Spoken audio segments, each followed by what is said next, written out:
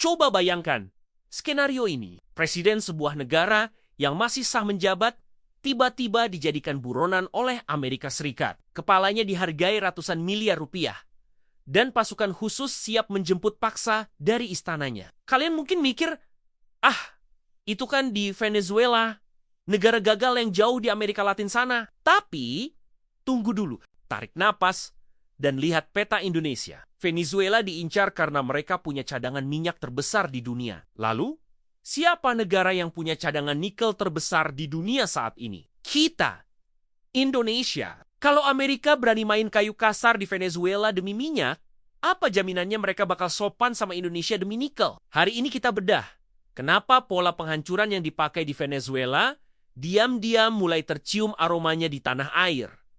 Apakah kita target selanjutnya? Mari kita bicara soal gadis cantik yang diperebutkan para preman dunia. Di Venezuela, gadis cantik itu namanya Black Gold alias minyak. Di Indonesia, namanya New Gold alias nikel. Venezuela punya 300 miliar barel minyak. Itu cukup buat memutar roda ekonomi dunia puluhan tahun. Amerika, sebagai konsumen energi terbesar, tentu ngiler. Sekarang geser ke Sulawesi dan Maluku. Kita punya 21 juta ton nikel. Tanpa nikel kita, revolusi mobil listrik Elon Musk dan Eropa bakal mogok. Posisi kita dan Venezuela itu identik. Kita soma-soma pemegang kunci brankas energi masa depan. Bedanya cuma satu. Venezuela sudah ditembak duluan. Indonesia masih dalam tahap dirayu dan sedikit diintimidasi. Tapi pertanyaannya, sampai kapan kita aman? Kita masuk ke inti masalahnya. Kenapa Amerika dan sekutunya begitu marah? Jawabannya sederhana. Mereka kehilangan sapi perah kesayangan mereka. Selama puluhan tahun, pola ekonomi dunia itu didesain tidak adil. Negara berkembang, kayak Venezuela dan Indonesia, tugasnya cuma satu. Gali tanah, ambil isinya, kirim mentimenta ke negara maju. Harganya murah meriah. Nanti, negara maju yang olah jadi bensin, jadi baterai, jadi mobil, lalu dijual balik ke kita dengan harga 100 kali lipat. Ini namanya kolonialisme gaya baru. Foch tanpa kapal perang, tapi pakai kontrak dagang. Nah, di Venezuela, dosa besar itu dilakukan oleh Hugo Chavez di tahun ke-2007. Dia melakukan nasionalisasi total.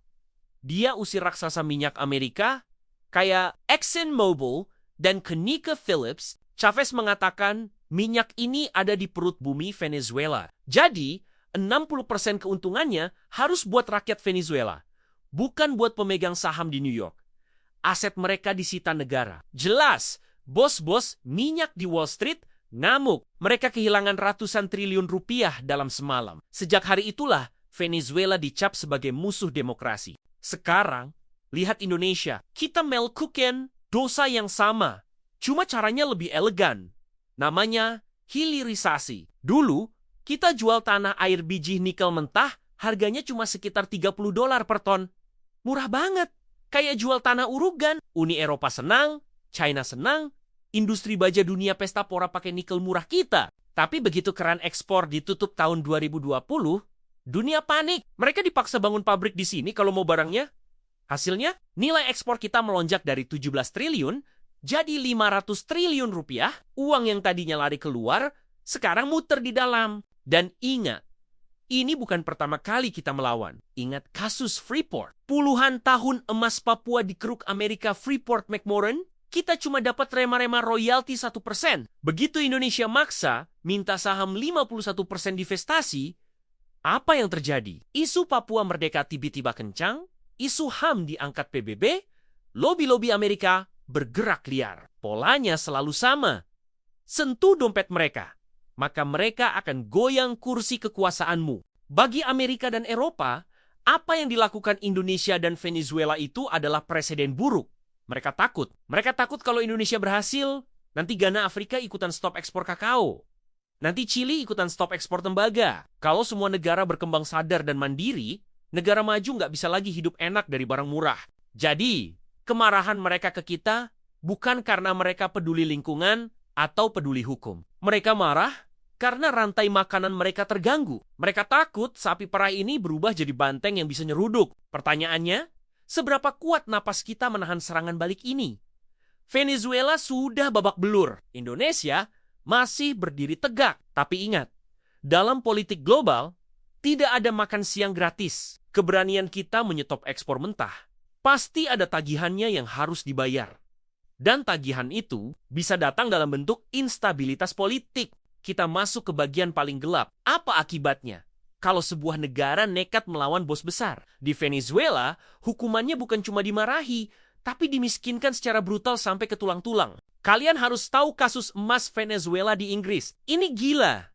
Venezuela punya simpanan emas senilai 1 miliar dolar sekitar 15 triliun rupiah di Bank of England, London saat Venezuela krisis dan butuh uang itu buat beli obat dan makanan rakyatnya. Inggris atas desakan Amerika bilang, no, uang ini kami bekukan. Kalian nggak boleh ambil. Kita belum diperlakukan sekejam itu.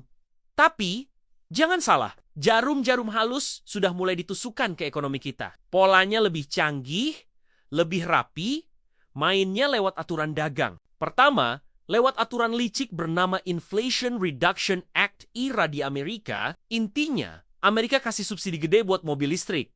Tapi syaratnya, baterainya nggak boleh pakai nikel dari negara yang belum ada perjanjian dagang bebas. Tebak siapa yang kena? Yak! Indonesia! Nikel kita secara halus diblokir masuk pasar Amerika. Mereka lebih milih nikel dari Australia atau Kanada. Ini jelas taktik dagang untuk menekan kita. Lu mau pasar gue? Turutin dulu. Mau gue? Kedua, serangan propaganda lingkungan. Tiba-tiba, media barat ramai-ramai melabeli nikel kita sebagai dirty nickel atau nikel kotor. Alasannya, karena pabrik smelter kita energinya pakai batu bara. Halo! Ini munafik level dewa. Selama ratusan tahun mereka bangun industri pakai batu bara sampai kaya raya, nggak ada yang protes. Giliran Indonesia mau maju pakai sumber daya yang ada, tiba-tiba, mereka jadi aktivis lingkungan paling suci. Tujuannya apa? Biar investor kayak Tesla atau Ford ragu masuk sini. Biar nikel kita nggak laku atau harganya jatuh. Dan yang ketiga, jangan lupakan trauma sejarah. Kita pernah dihukum sebelumnya. Ingat 1997 sampai 1998, saat ekonomi kita hancur, IMF datang bawa bantuan. Tapi syaratnya racun. Kita dipaksa jual BUMN, kita dipaksa cabut subsidi, Bulog dipangkas. Hasilnya, ekonomi kita makin hancur, rakyat rusuh, rezim tumbang. Itu adalah bukti nyata. Bantuan asing itu seringkali adalah kuda Troya untuk menguasai kedaulatan kita. Jadi, kalau hari ini kita lihat gugatan di WTO soal larangan ekspor nikel, itu bukan sekadar masalah hukum dagang, teman-teman. Itu adalah peringatan dini. Mereka sedang ngetes ombak. Ini Indonesia, kalau digugat mentalnya ciut nggak? Kalau ditekan dikit, kebijakan hilirisasinya batal nggak? Kalau kita mundur, kita selamat dari sanksi, tapi kita akan kembali jadi bangsa kuli selamanya. Kalau kita maju terus kayak Venezuela, ya siap-siap. Mungkin bukan emas kita yang disita di London, tapi aset-aset strategis kita di luar negeri yang bakal jadi sandera. Pertanyaannya, seberapa kuat tahan pukul ekonomi kita kalau keran ekspor-impor tiba-tiba ditutup sepihak oleh Barat? Oke, lupakan sejenak politik tingkat tinggi. Apa urusannya sama dompet kalian yang lagi nonton video ini sambil rebahan? Begini logikanya. Kalau Amerika bener-bener menangkap Presiden Venezuela, negara itu bakal rusuh. Perang saudara pecah. Produksi minyak Venezuela yang merupakan salah satu supplier besar bakal stop total. Hukum pasar berlaku. Barang langka. Harga naik. Minyak dunia bisa tembus $100 atau $120 per barel. Ingat, Indonesia itu net importer minyak. Kita beli minyak dari luar buat bikin BBM. Kalau harga minyak dunia gila-gilaan, APBN kita nggak bakal kuat nanggung subsidi. Pilihannya cuma dua. Negara bangkrut atau harga pertalite dan solar dinaikkan gila-gilaan. Kalau BBM naik, harga cabai, beras, ongkos ojol semuanya naik. Jadi, kerusuhan di Venezuela itu bisa bikin kalian makan mie instan tanpa telur di akhir bulan. Terus, apakah kita bakal berakhir tragis kayak Venezuela? Jawabannya, belum tentu. Asalkan kita cerdas. Indonesia punya kelebihan yang Venezuela nggak punya. Ekonomi kita lebih beragam. Nggak cuma gantungin hidup dari satu barang. Diplomasi kita juga cantik. Kita temenan sama Cina, tapi juga latihan perang sama Amerika. Ini namanya strategi mendayung di antara dua karang. Tapi ingat, karangnya makin tajam. Kasus Venezuela adalah lonceng peringatan bahwa kedaulatan itu mahal harganya. Pertanyaan terakhir buat kalian. Kalau suatu saat tekanan asing makin kuat dan kita dipaksa milih Tetap lanjut hilirisasi tapi dimusuhi Amerika? Atau aman damai, tapi sumber daya alam kita dijual murah lagi? Kalian pilih mana? Tulis tim lanjut lawan atau tim main aman di kolom komentar. Saya pengen tahu seberapa berani mental kalian. Jangan lupa like, subscribe channel Boleh Tahu, dan aktifkan lonceng biar nggak ketinggalan analisis dunia yang berdampak ke dapur kalian. Sampai jumpa!